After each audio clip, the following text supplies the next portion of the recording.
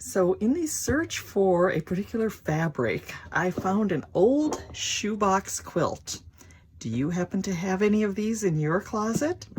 So anyway, I thought I would do a little reveal of what's in this particular project. Here you can see the project design in Electric Quilt, and I can tell from the little corner that it was done in EQ4. The original size was like 91 by, can't really tell the other, but anyway, it was big. And I have some boxes drawn around things, which tells me that I decided I didn't love it that much that I wanted to make it quite so big. And then it looks like I have a second variation of the quilt. This one has some blues and greens. This one has some blues in it. And then I have the in-process project. So I have a whole stack of these equilateral triangle blocks. So obviously I made some progress on those. And then I have what I will call a lot of pieces. So I think these are for those centers.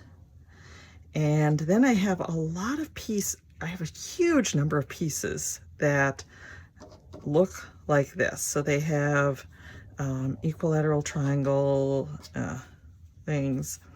So obviously I was going for a very plaid look, very scrappy look.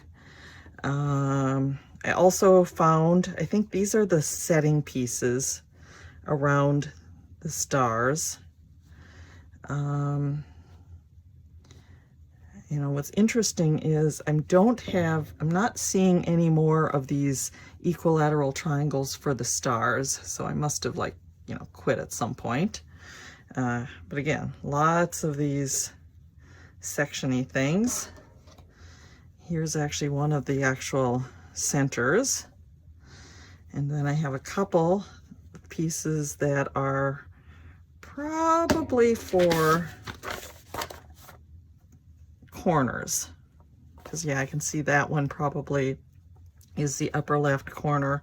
And I don't know if I had planned to do bigger pieces and then just cut them in half, or I really have no clue, because this was probably from maybe around 2000, so it's old.